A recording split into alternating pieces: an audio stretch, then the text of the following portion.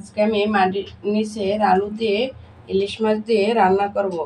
ইলিশ মাছটা ভাজার জন্য হলুদ আর লবণ দিয়ে মেখে নিব ভালোভাবে। মাছটা মাখা হয়ে গেছে,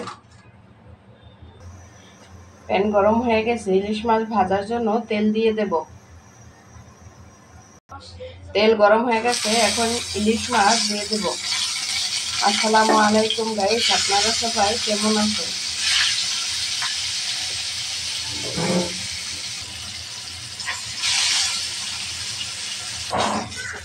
মাছটা এক পাশ ভাজা হয়ে গেছে, মাছটা উল্টিয়ে নেব।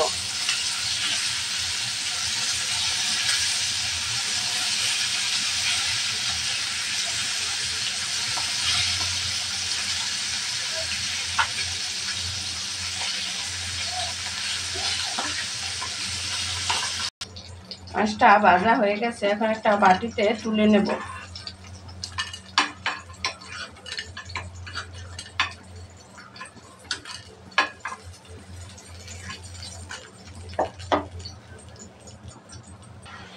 দিয়ে দেব পেঁয়াজ কুচি আর মরিচ ফালি। পেঁয়াজটা ভালোভাবে ভেজে নেব।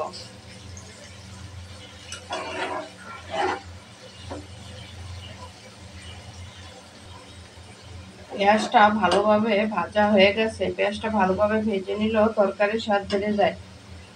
এখন দিয়ে দেব মশলা। এখানে মশলা ছিল হাফ চা চামচ আদা রসুন বাটা, হাফ চা চামচ হলুদের গুঁড়া, 1 চা চামচ মরিচের গুঁড়া, হাফ চা চামচ ধনিয়ার গুঁড়া, হাফ চা চামচ কালা জিরার গুঁড়া আর স্বাদ মতো লবণ। মাটির নিচের আলু রান্না করলে একটু মশলা কম দিতে হয়। আমি মাটির নিচের আলুগুলা সুন্দরভাবে কাইটা পরিষ্কার করে নিয়েছি।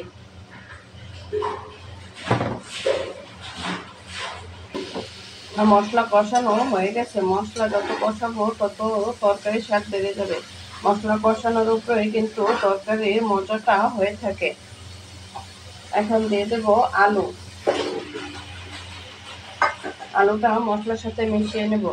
এই আলুটা কিন্তু আমাদের দেশে ছালি ফালাইয়া তারপরে লাগায়, অনেক বড় হয় মাটির নিচে আলুটা, খেতেও অনেক মজা হয়।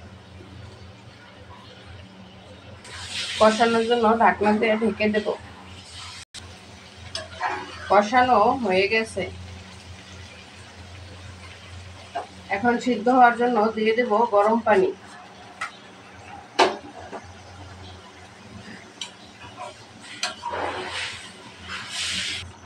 দিয়ে দেব ভেজে রাখা মাছ।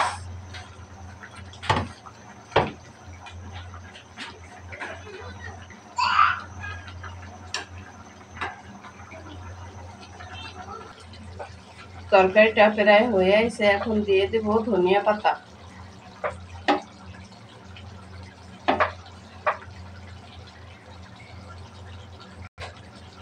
আমার রান্নাটা অলরেডি কমপ্লিট হয়ে গেছে। আমার ভিডিওটি যদি আপনাদের কাছে ভালো লেগে থাকে তাহলে কমেন্টে জানাবেন আর শেয়ার করে দিবেন। দেখুন কালারটা কত সুন্দর হয়েছে। আল্লাহ হাফেজ।